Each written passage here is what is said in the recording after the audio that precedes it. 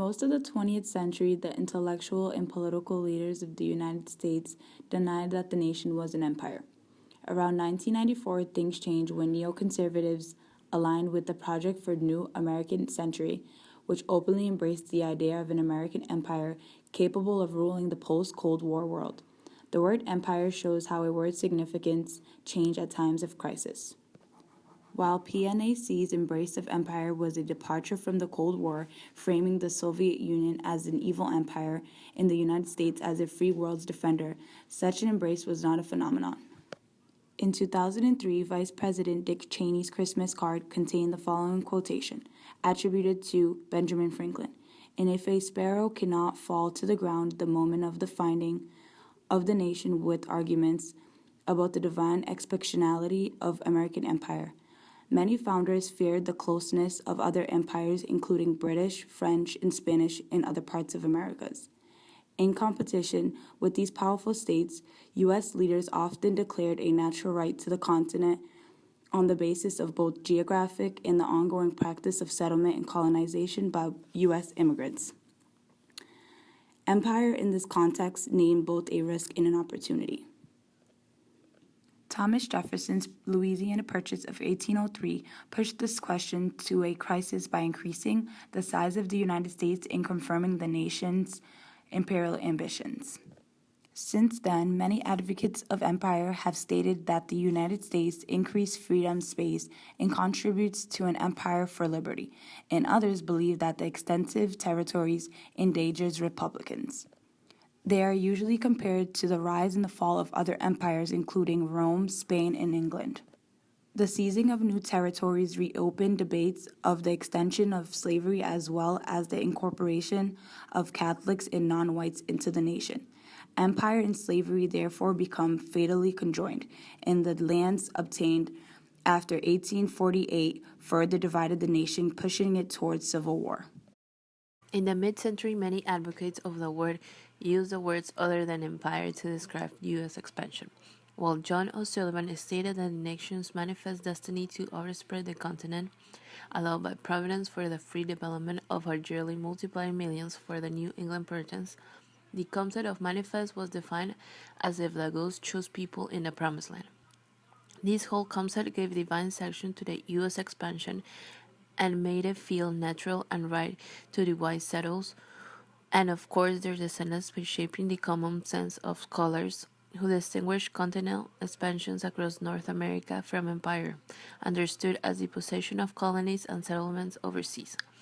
For the scholars, this reenactment allowed them to believe that the United States did not act as an empire throughout the 19th century.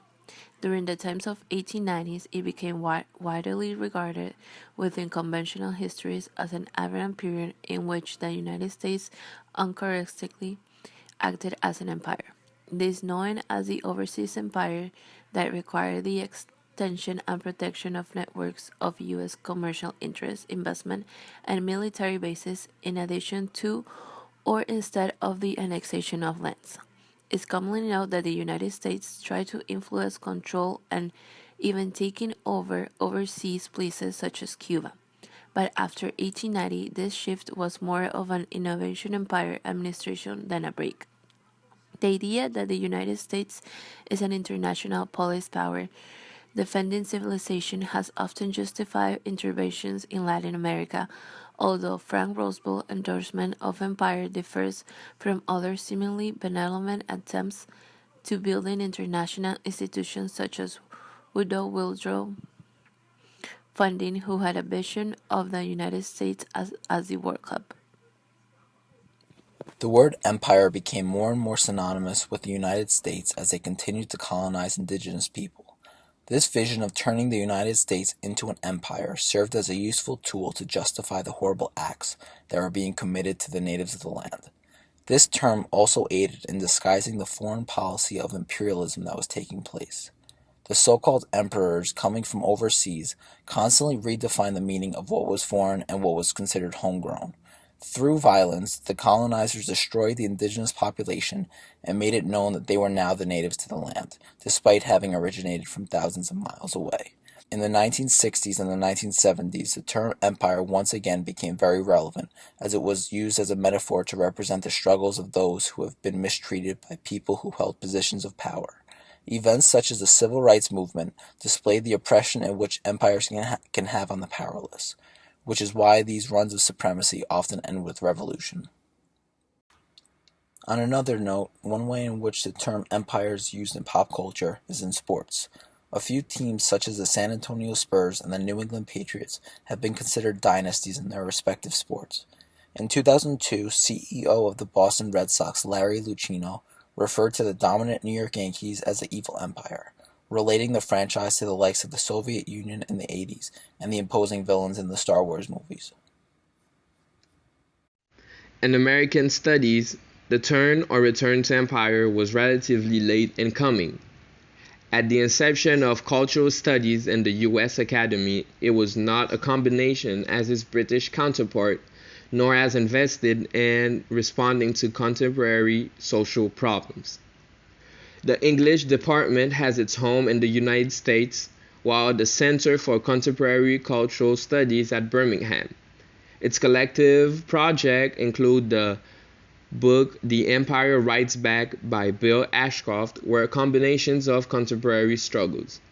In the U.S., interdisciplinary and problem-based fields like ethnic studies often confronted the category of empire earlier because of their closer connection to social movement fighting against imperialism and colonialism, like the Shinkana movement and the anti-war movement.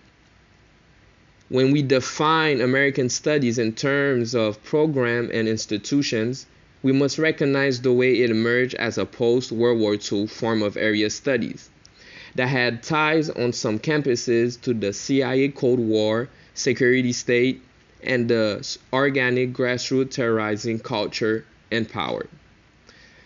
Nowadays, the pressing question is whether American studies will be shaped in the future by disciplinary retrenching and possible tries to depoliticize the production of knowledge and cutting interdisciplinary programs.